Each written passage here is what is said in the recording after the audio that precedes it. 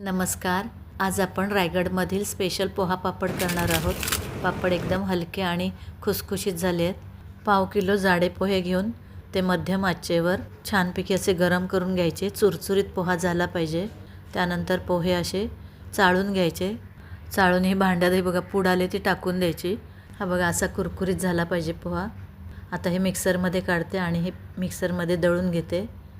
पीठ करून झाले, चाळून घेते. हे पोहा पापड करायला अजिबात मेहनत लागत नाही, झटपट असे होतात. कोणीही बनवू शकेल असे हे पोहा पापड आहेत. तर आता हे पीठ मोजून घेतलं आहे. 1.5 वाटी पीठ झालं आहे. आता यामध्ये मसाले घालते. अर्धा चमचा मीठ टाकले, 1 चमचा लाल तिखट टाकले, थोडंसं हिंग टाकले, अर्धा चमचा पापडखार, अर्धा चमचा जिरं. सगळं पिठामध्ये व्यवस्थित मिक्स करा. पॅनमध्ये 1.5 वाटी पिठासाठी त्याच वाटीने 3 वाटी पाणी घाला. पाण्याला उकळ आली, गॅस बारीक करा की पोह्याचे पीठ टाकून व्यवस्थित मिक्स करून घ्यायचं. अजिबात गुठळी राहता कामा नये. गॅस घालवा. 20 ते 25 मिनटं झाकून ठेवा. पीठ छान वाफवलं गेलं आहे. 25 मिनटांनी एक प्लॅस्टिक पिशवी घेऊन त्यामध्ये हे पीठ टाकून व्यवस्थित मळून घ्या. किंवा एखादा कॉटन कपडा घ्यायचा, तो साधारण ओलसर करायचा आणि त्यामध्ये हे पीठ मळून घ्या. यावर लाटणी फिरून असं नरम करून घ्या आणि या पद्धतीने हे पीठ मस्तपैकी सॉफ्ट होतं. पुन्हा ताटामध्ये हे पीठ घेऊन बोटांना थोडंसं तेल लावून छानपैकी मळून घ्यायचं.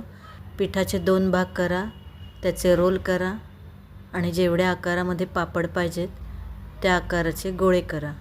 पापडाच्या गोळ्या डब्यात भरून ठेवा म्हणजे त्या ड्राय होणार नाहीत. तर आता हे माझ्याकडे पुरी यंत्र आहे. पुरी यंत्राचा पापड करण्यासाठी फार उपयोग होतो.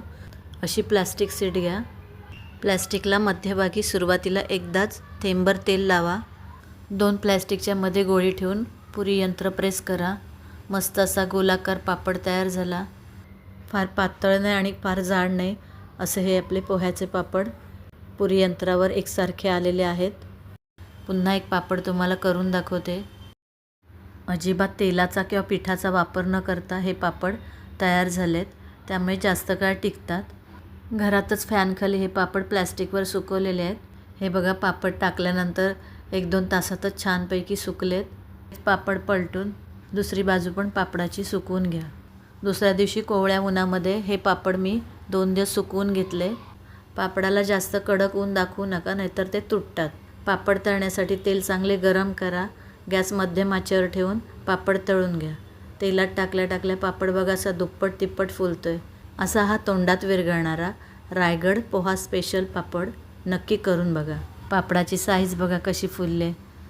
अशाच मधूच किचन चॅनलच्या छान छान रेसिपी पाहत राहा, करत राहा आणि खात राहा. धन्यवाद.